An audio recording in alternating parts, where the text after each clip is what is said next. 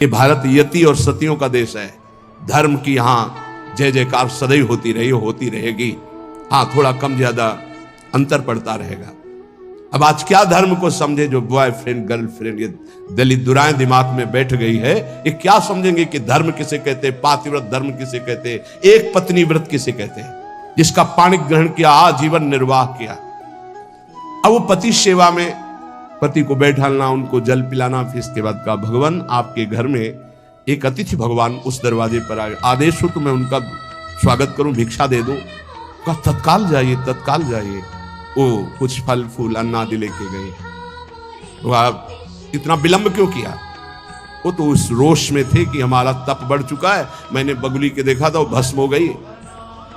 उनका भगवान शांत शांत, विलंब का कारण, मैं एक पतिव्रता हूं, मेरे प्रभु मेरे पतिदेव आए, मैं उनको आसन दिया, जल पिलाया, फिर उनकी अनुमति से आपको देने आई हूं। उनका तुमने हमको ऐसा वैसा महात्मा समझ लिया क्या? तो उसने कहा महाराज तुम्हारे उस वृक्ष की बगुली नहीं हूं कि तुम्हारे देखने से भस्म हो जाऊंगी। मैं एक पतिव्रता हूं जो बैठे बैठे तीनों लोकों का दर्शन कर रही हूं अपने पातिव्रत धर्म के व्रत से। बहुत बड़ा बल होता है पातिव्रत धर्म में, ये कोई खिलवाड़ नहीं है। गृहस्थी कोई साधारण धर्म नहीं, आप लोग जिसे बिल्कुल अवहेलना कर रहे हैं कि हम तो गृहस्थ हैं, हम तो विषयी हैं। अरे भगवान के अंश हो, तुम जहां हो वहीं से भगवत प्राप्ति कर सकते हो, इतनी सामर्थ्य आप में है। अब तो होश उड़ गए उनके कि ये बात तो केवल मैं ही जानता था कि बगुली को देखने से भस्म हुई, दूसरा कोई नहीं। हाथ जोड़ा और कहा देवी तुम्हें कैसे पता है? तो उन्होंने कहा इतना ही नहीं पता, मुझे सब कुछ पता है आपका, मुझे पूर्व जन्म का भी पता है आपका। मैं अपने पति की सेवा के प्रभाव से त्रिकालज्ञ हो चुकी हूं। जाओ, अभी तुम्हें सच्चा ज्ञान प्राप्त नहीं हुआ, सच्चा ज्ञान प्राप्त कराने के लिए अमुक प्रांत में जाओ और वहां जो मांस बेचने का व्यापार करते थे कसाई रूप में, वो जन्मे थे उस कुल में, लेकिन वो खरीद करके मांस व्यापार उनकी कुल परंपरा का, वहां जाइए और वो तुम्हें धर्म का उपदेश करेंगे। विचार किया कि इतने सिद्ध महापुरुष है, अपने पातिव्रत धर्म से मुझे जाना चाहिए। वहां गए तो कितना चाहिए, जो जितना हो वैसा घृणित ये उपदेश करेगा धर्म का। चलने लगे तो उनका कश्यप जी, बिना परिचय के परिचय, कश्यप जी रुकिए, आपको अमुक गांव की पतिव्रता पत्नी ने भेजा है ना?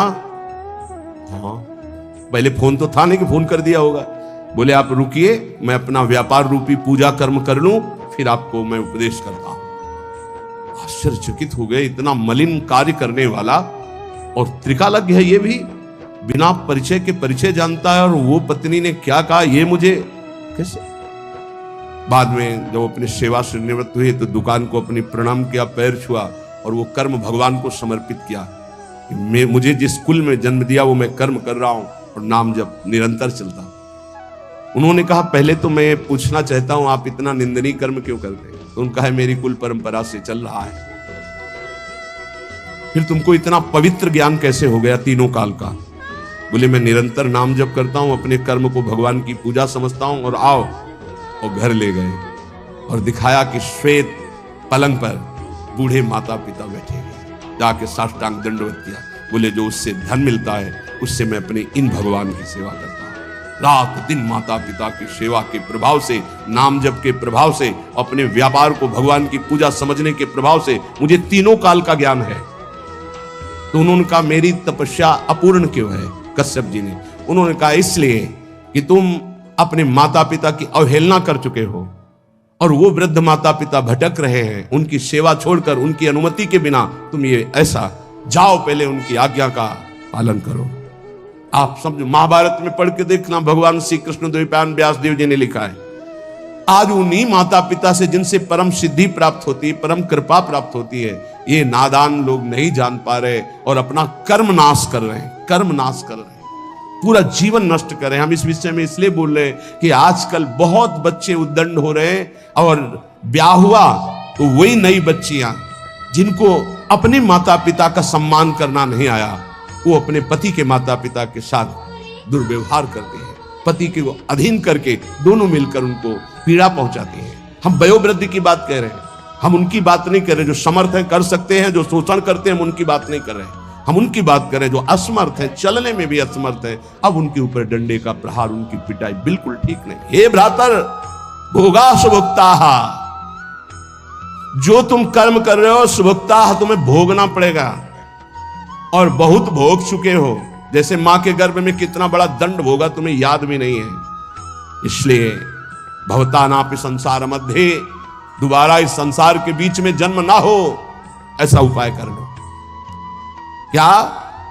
विद्या दान ध्वराद्य ही कति कति जगति ख्याति पूजाद्य लब्धा, इससे तुम्हारा जन्म मरण नहीं रुकेगा।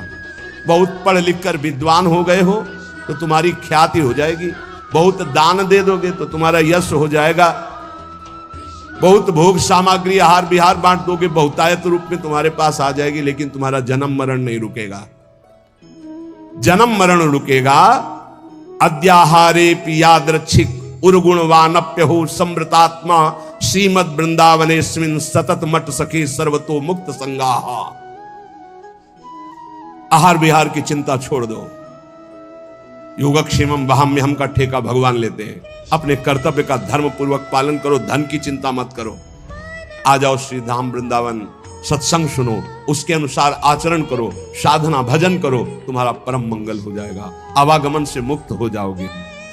प्रियाजू, ऐसी कृपा कर दो कि हमारा देहाभिमान गलित हो जाए। रोज मैं सोहनी लेकर के सार्वजनिक स्थलों पर सोहनी लगाऊं, सार्वजनिक, जहां हमारा सेवा का भाव देह भाव को गलित करता है। परिक्रमा मार्ग है, जहां बहुत से लोग एकत्रित होते हैं, जहां बहुत से लोग आ जा रहे हैं, वहां की सफाई, ये बहुत बड़ी सेवा धाम की है, सोहनी सेवा। पर वो देहाभिमान ऐसे लाभ को नहीं लेने देता। एक आदमी करोड़ों रुपए का दान करे और एक आदमी जहां से सब लोग निकलते हैं, बैठते हैं, उठते हैं, ऐसी जगह सोहनी लगा दे, तो उसकी समानता नहीं कर सकता, सोहनी लगाने वाले की समानता, क्योंकि उसके अंदर कहीं ना कहीं रहेगा कि मैं 1 करोड़ दान किया। लेकिन जो सोहनी लगा रहा है उसको रोना आएगा, दैन्यता आएगी, रज उड़ेगी, उसके शरीर में लगेगी, सारे पाप नष्ट होंगे। ये रज ब्रह्मेश्वर आदि शुद्ध रूप पदारविंद की है, प्रियाजू की रज है, चरण रज। ये आपके हृदय को प्रेम प्रकाशित करने में बिल्कुल निर्मल कर देगी, योग्य बना देगी। अगर धाम आए हो तो कहीं भी 4 हाथ सोहनी जरूर लगा दो, तुम्हारा सौभाग्य होगा। यहां गंदगी मत फैलाओ, ये प्रियाजू का महल है, यहां जो भूल चूक से गंदगी फैला देते हैं उसको साफ कर दो। बड़ी कृपा होगी आपके ऊपर, बड़ी कृपा होगी यदि ऐसा आप करेंगे। पर वो देहाभिमान नहीं करने देता, धूल लग जाएगी। जो तुम्हारे कर्मों की धूल चटाने के लिए तैयार है, उसको मिटाने के लिए ये ब्रज धूल है। जैसी भट्ट धूल धूसर तन ये आशा उर्धार।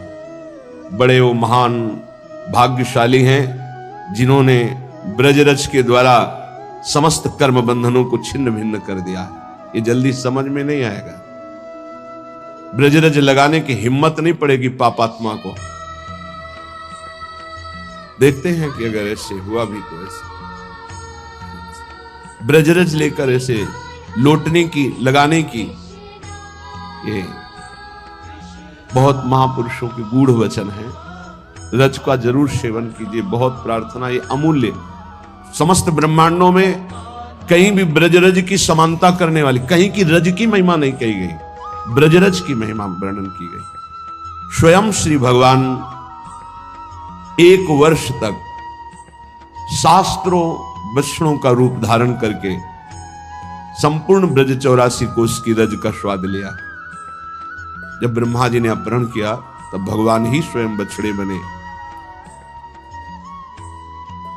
ये रज बहुत अपार करुणामयी है, सोहनी लगाने से स्वाभाविक ही रज का अभिषेक हो जाता है। और प्रियाजू देखती कि मेरे महल की टहल कर रहा है, बहुत कृपा होगी।